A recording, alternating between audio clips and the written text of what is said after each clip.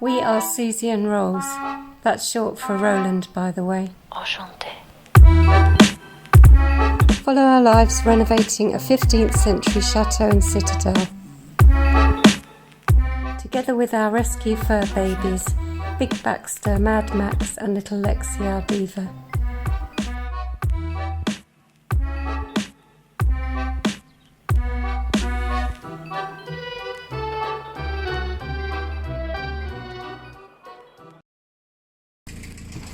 Well, we've just arrived at the déchetterie to get rid of some rubbish. This is stuff I don't want on the compost. It's thorns and things, and lots of twigs, which I could have shredded, and we did buy a shredder, but it's rubbish, so it would take me forever. And we've got enough stuff to compost anyway. I'm just watching Rolls do all the work. Some of the stuff in here is a bit lethal with thorns on. Oops. Making the most of the van while we can. Yeah, it's a bit noisy. Yeah, sounds like an old tractor now.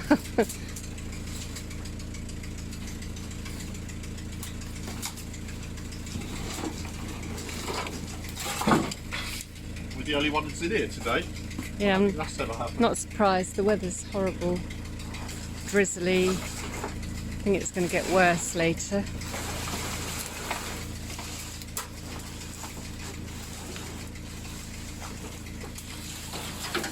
Thankfully, the déchetterie is only down the road from us, so we wouldn't use the van to go any further than this. We have to drive along with the window open as well.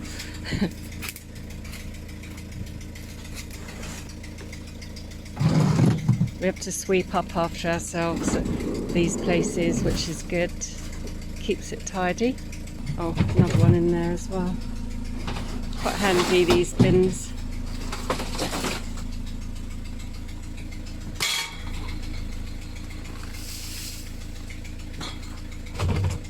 Cardboards to go on the potager, flower beds, veggie patches. So we're not throwing those away. While I'm here, I might grab some cardboard from Potager. There's quite a lot there, and I think I can reach it. Okay. First of all, always clean up after yourself. Yep. There's the broom. Witch's broom.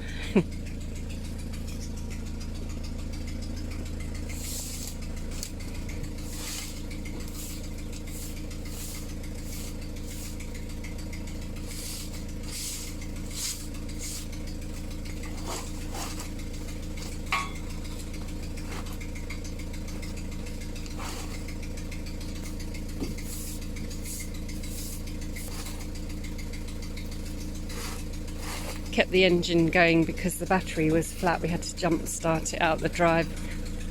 Good job we're on a slope.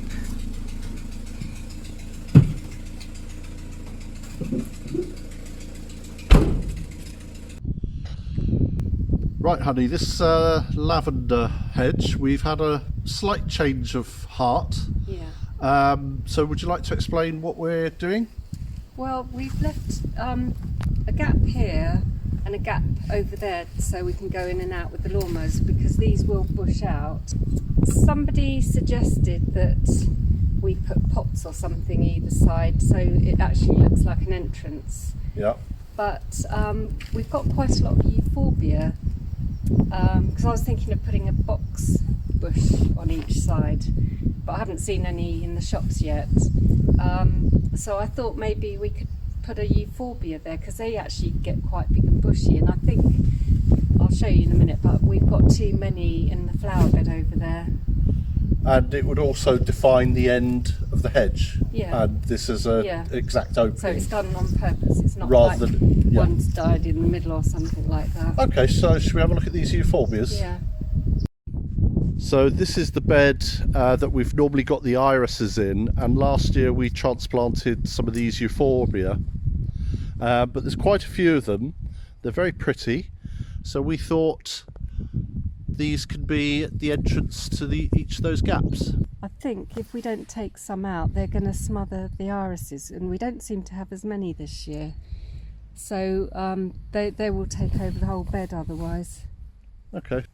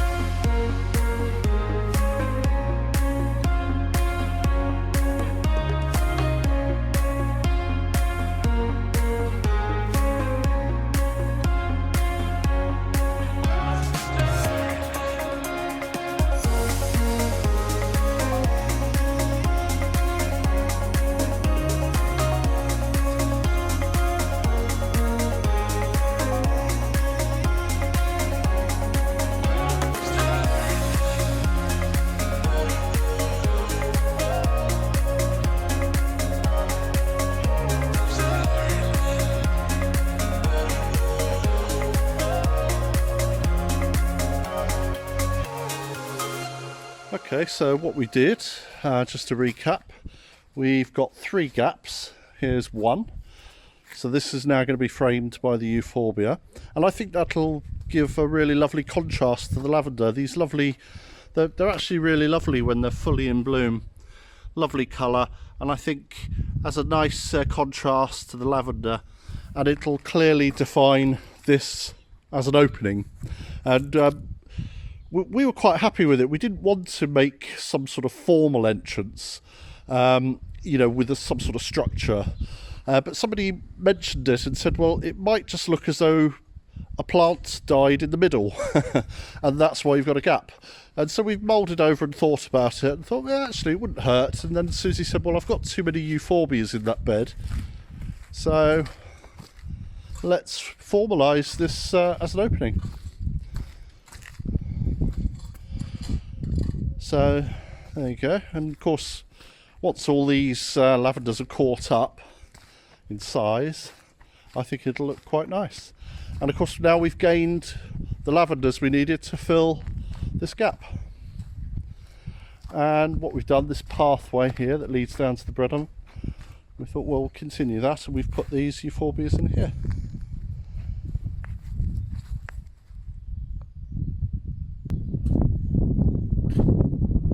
So I think it's good to just mull it over, and this lady made this suggestion. She wasn't being funny or anything, it was good constructive thought, and yeah, it's made us think about it, and there you go. Doesn't hurt to go back to something a week or two later, just to make sure you're happy. We can't wait for these lavenders to grow. I think it's going to look lovely. So there you go. Update on the lavender. And this bed doesn't look as cramped now, and all these irises there waiting to come up. And they look beautiful every year. And there's some more euphorbia here. In fact, this one looks quite advanced.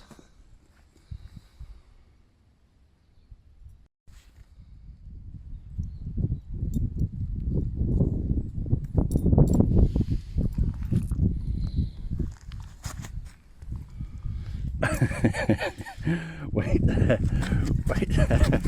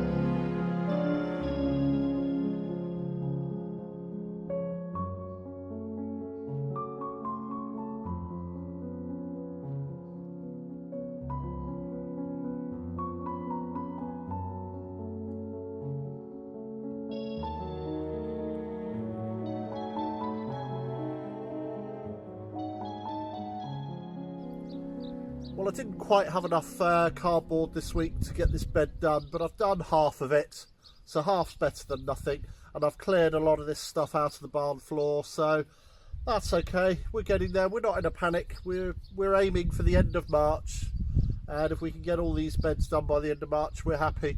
We've already planted quite a lot of seeds, and they're coming on. And then April, we'll plant the April ones straight into the ground. So yeah, we're on schedule. Quite happy with it. It's coming on. And one day we'll make proper raised beds for these beds, but we wanted to be sure how much space we need first. We're wondering if this space here, it's a big space, but we're wondering whether it will be big enough. We may have to extend out into the meadow, out into the walled garden. So we don't really want to build permanent beds until we know what space we're going to be occupying. But these will work fine. They'll work absolutely fine. They did the first year, and they'll work very well this year. So it's coming on. Right, whilst I'm filling up bins, Susie's asked me to put a bin full on this bed that she's created. So best be careful, because she won't appreciate it if I flatten her flowers. Yes, I'll check on them after. Oops. Right.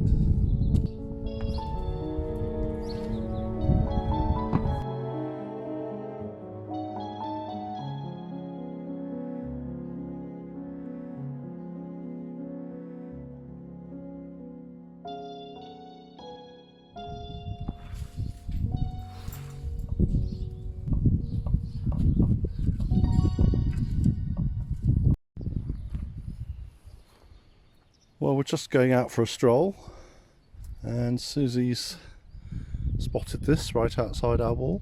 Don't know what it is. I've seen them before. It's quite big. It's about 2 foot wide. I don't know if they have flowers on them or not. I've just got this app that tells you what it is. Probably won't get a signal now.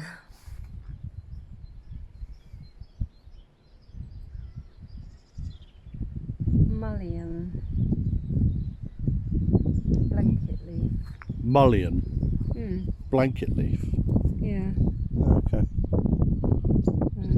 Looks nice and soft, Yeah. the leaves.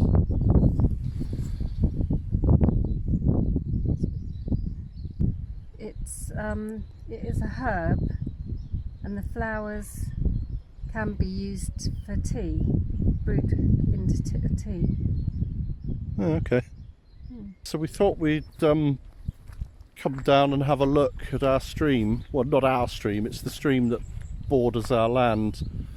Because for the first time in the 2 years that we've been here, we can actually see the water from our house, which means it's very high. We've had an awful lot of rain recently, and everything's saturated, and obviously the stream is flowing. Yeah, there it is. I think the farmers made that dam there to stop cattle getting through there, Yeah. because the cows are normally in there.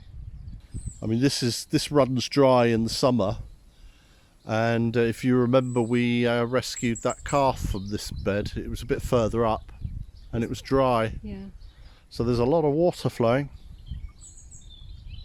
I don't know what this is for though. No, we're not quite sure what this is. This structure. It's got an arched bit at the front there.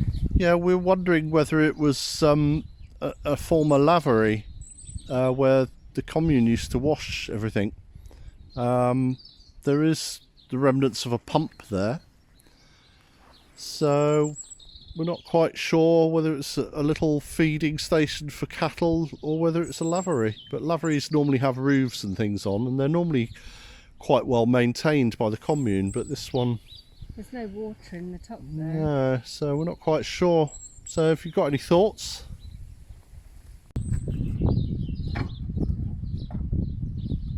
It's broken. no, nothing there. Bit like our pump.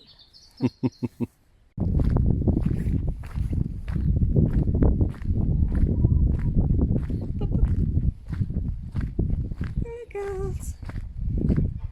They must be hungry.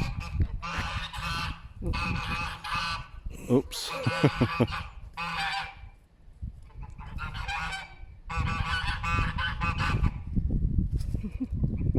Someone's woke them up. Hello girls.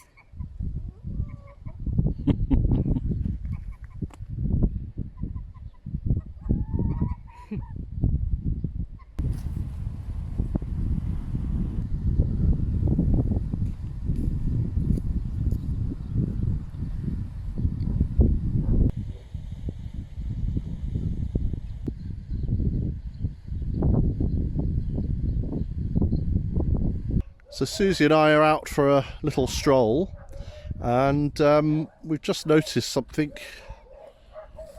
in the bushes. As you do. As in you do. France. And it looks like a little abandoned car. I can't tell what it is. No, can't tell from this angle, but nature is obviously reclaiming it. And unfortunately I can't get any nearer because we've got a ditch in front of us, but I might go into the field and have a quick look. My money is that it's a Renault, Citroën or Peugeot. It's going to be French. It's a Citroën. I don't know, I can't tell from this. It's difficult to tell.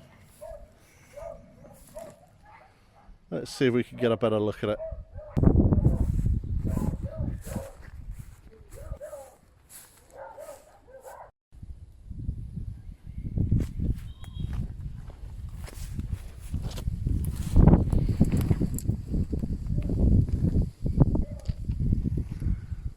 Well, here it is.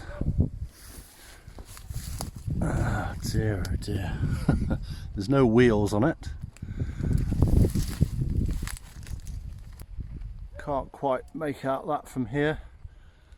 There's no badge on the bonnet. Oh dear.